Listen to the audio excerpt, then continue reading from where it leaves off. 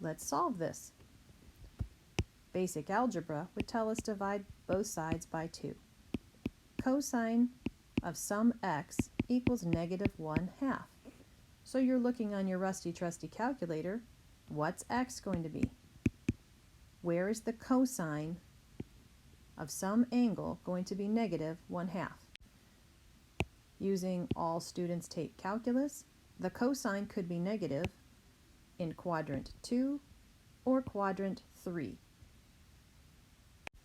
Cosine is adjacent hypotenuse, but the 1 here will be negative because I'm going behind the x-axis, so these answers are negative. What is the angle that makes that happen?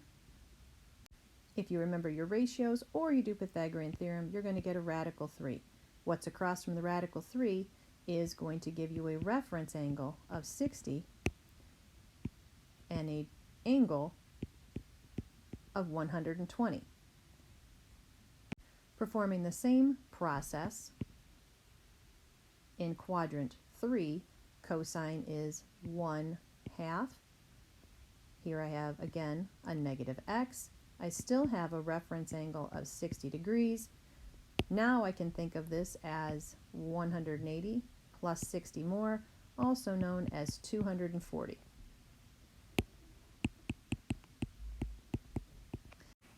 Next example. Let's solve by dividing everything by 4, giving me sine squared of x equals 1/4. Take the square root of both sides. I now have the sine of x equals a positive and a negative. Radical 1 over radical 4, so 1/2. Positive and negative, 1/2.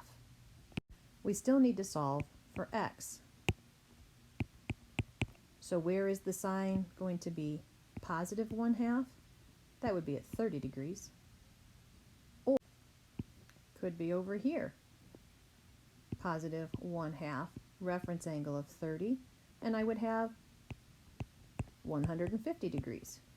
But also dealing with the negative sign in the same process, I would have a reference angle of 30, giving me the full angle of 180 plus 30 more.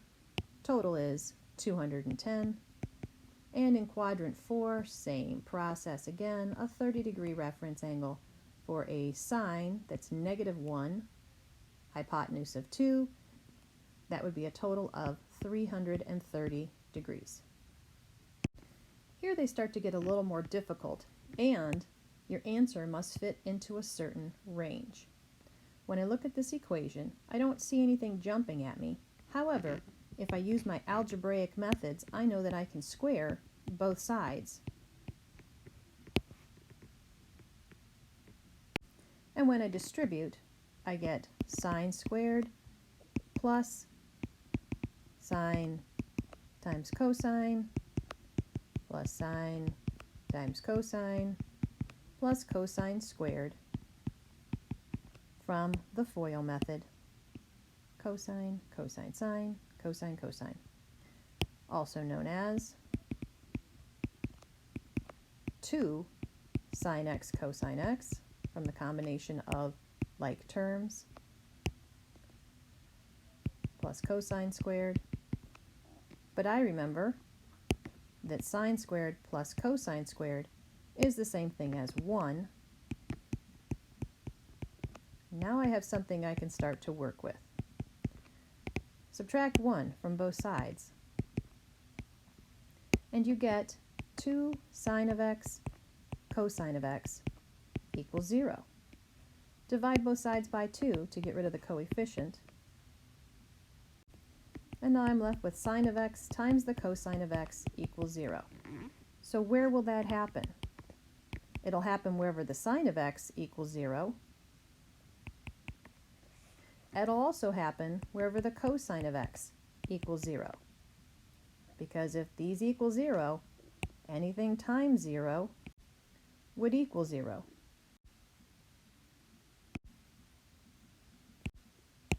So where does the sine, the y-coordinate, equal 0? here at 0 degrees, and here at pi. Where does the cosine, the x-coordinate, equal 0? Here at 90 degrees, or pi over 2, and then down here again at 3 pi over 2, or 270 degrees. Then double check to make sure you stayed within the range. All are within the range. There's our answer. So for our next problem, let's go back to trig identities.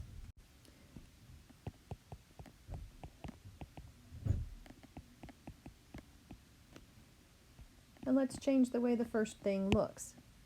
So now it says 2 times 1 minus cosine squared of x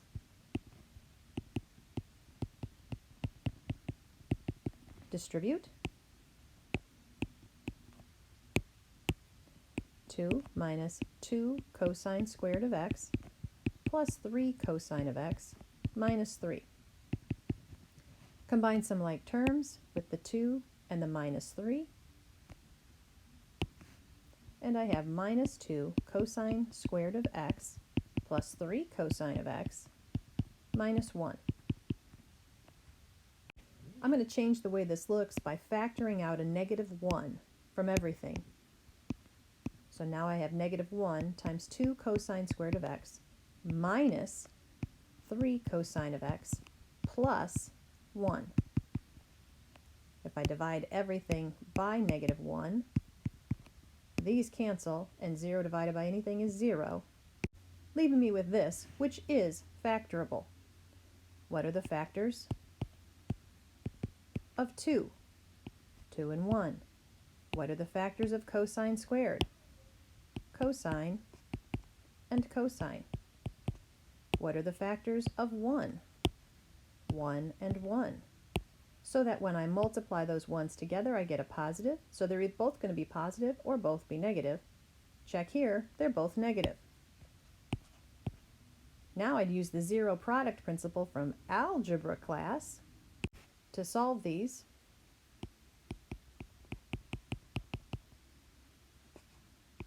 Add 1 to both sides. Divide by 2 on both sides. Where does the cosine equal 1/2? Which would make the third side a radical 3. So we have a 60-degree reference angle in each of the 4 quadrants. So here x could be 60, it could be 120, it could be 240, or it could be 300. For the second part of the factor, cosine x minus 1 equals 0. Where does the cosine equal 1 when you add 1 to both sides? So here, x, the cosine, which is the x-coordinate, will equal 1 right here at 0 degrees. So those are my answers. When converted to radians, this is pi over 3, 2 pi over 3, 4 pi over 3, and 5 pi over 3.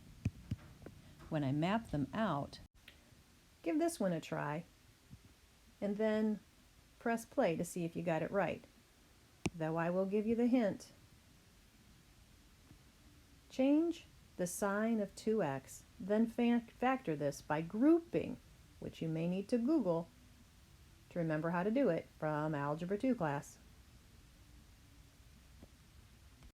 Using your double angle identity, I'm going to change the first thing so it now says 2 times the sine of x times the cosine of x. And then I continue on with what's already written.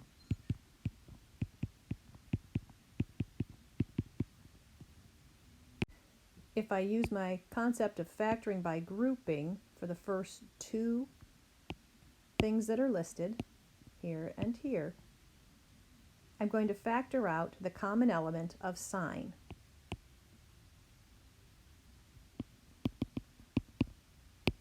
What'll I have left? 2 times the cosine of x plus 1.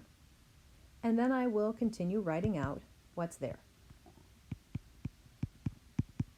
Notice, these two things are the same. So I'm going to change the way they look only by putting a 1 in the front, which you know doesn't change anything. Now I can hopefully see, and so can you, these two things are exactly the same, so factor them out. As a complete set, I have 2 times the cosine of x plus 1 taken out of each part, leaving me with the sine of x plus 1.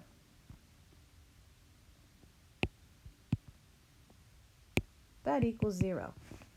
Set each part equal to 0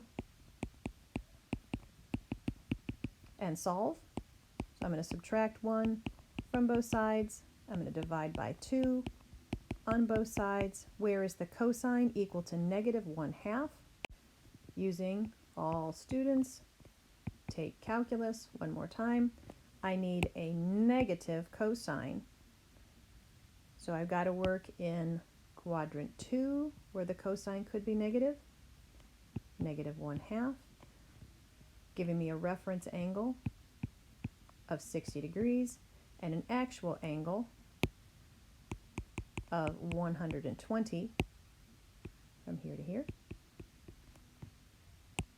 Or if I'm working in quadrant 3,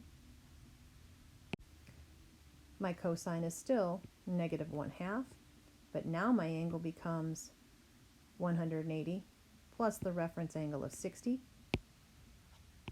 or 240 degrees. Now do the second part of the factorization, where the sine of x plus 1 equals 0. Subtract 1 from both sides, so the sine of x has to equal negative 1. Where does that happen? Where does the sine of x equal negative 1? Sine goes with the y-coordinate. It'll happen here at 3 pi over 2, also known as 270 degrees.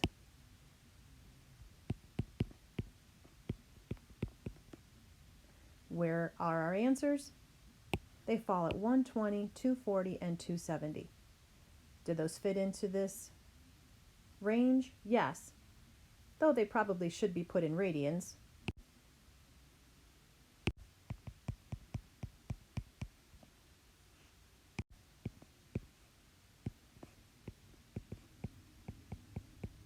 And those are your final answers.